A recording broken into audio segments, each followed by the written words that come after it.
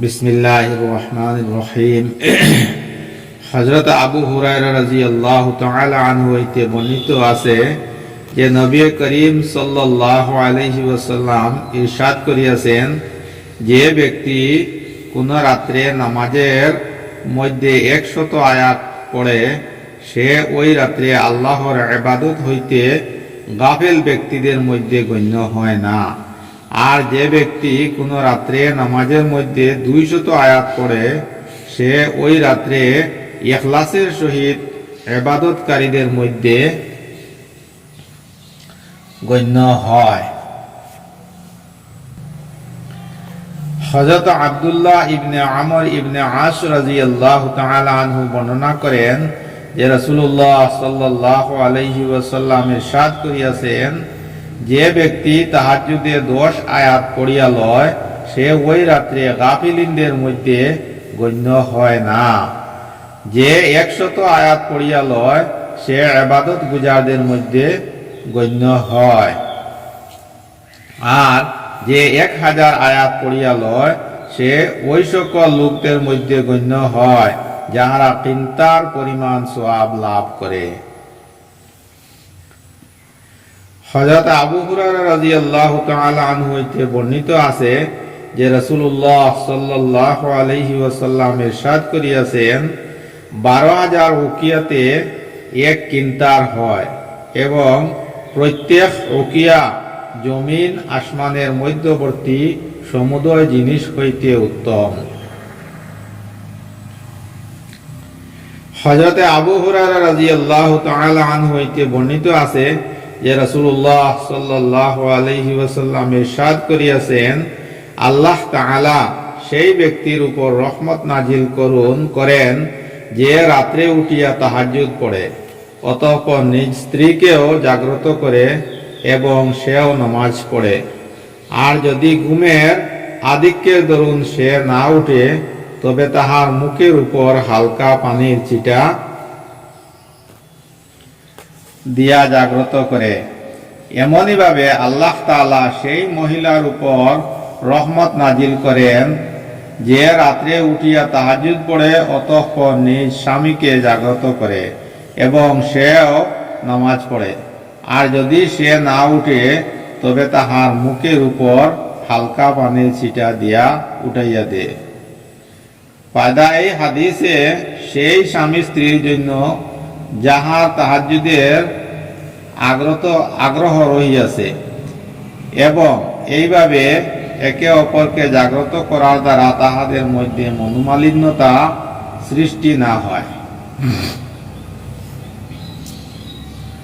হযরত আবু হুরায়রা রাদিয়াল্লাহু তাআলা আনহু ও হযরত আবু সাঈদ খুদরি রাদিয়াল্লাহু তাআলা আনহু হইতে বর্ণিত আছে যে রাসূলুল্লাহ সাল্লাল্লাহু আলাইহি ওয়াসাল্লাম ইরশাদ করিয়াছেন, মানুষ যখন রাত্রে তাহার পরিবার পরিজনকে জাগ্রত করে এবং স্বামী স্ত্রী উভয়ে কমসে কম তাহাজ্জুদের 2 রাকাত পড়িয়া লয় তখন তাহার অধিক পরিমাণে আল্লাহর জিকিরকারীদের মধ্যে গণ্য হইয়া যায়। তখন তাহারা অধিক পরিমাণে আল্লাহ তাআলার জিকিরকারীদের মধ্যে গণ্য হইয়া যায়। হযরত আতা রাহমাতুল্লাহি তাআলা আলাইহি বলেন, আমি হযরত আয়েশা রাদিয়াল্লাহু তাআলা আনহা এর নিকট আরজ করিলাম যে রাসূলুল্লাহ সাল্লাল্লাহু আলাইহি ওয়াসাল্লামের কোন আশ্চর্য বিষয় যাহা আপনি দেখিয়াছেন আমাকে শুনাইয়া দিন। হযরত আয়েশা রাদিয়াল্লাহু তাআলা আনহা বলিলেন, রাসূলুল্লাহ সাল্লাল্লাহু আলাইহি ওয়াসাল্লামের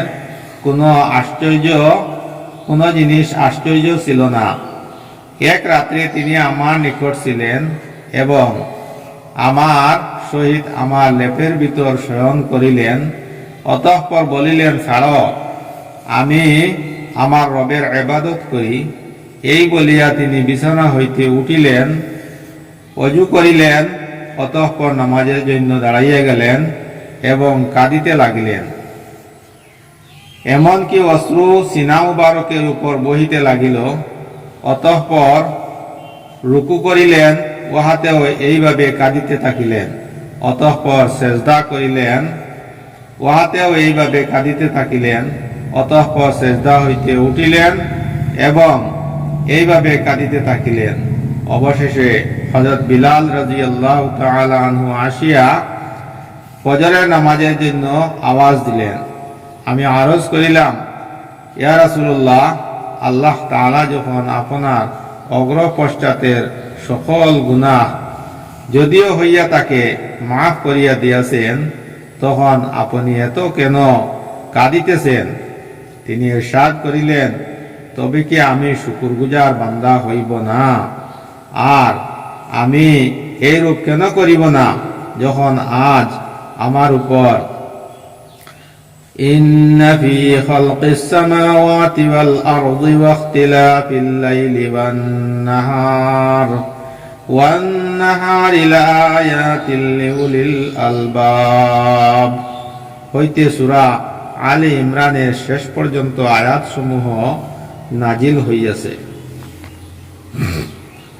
হযরত আয়েশা রাদিয়াল্লাহু তাআলা আনহা হইতে বর্ণিত আছে যে রাসূলুল্লাহ সাল্লাল্লাহু আলাইহি ওয়াসাল্লাম ইরশাদ করিয়াছেন, যে ব্যক্তি তাহাজ্জুদ পড়িতে অভ্যস্ত কিন্তু কোন রাত্রে ঘুমের আধিক্যের দরুন চোখ না খুলে, তবে আল্লাহ তাআলা তাহার জন্য তাহাজ্জুদের সওয়াব লিখিয়া দেন এবং তাহার ঘুম আল্লাহর পক্ষ হইতে তাহার জন্য পুরস্কার স্বরূপ, অর্থাৎ তাহাজ্জুদ পড়া ছাড়াই সেই রাত্রে সে তাহাজ্জুদের সওয়াব পাইয়া যায়।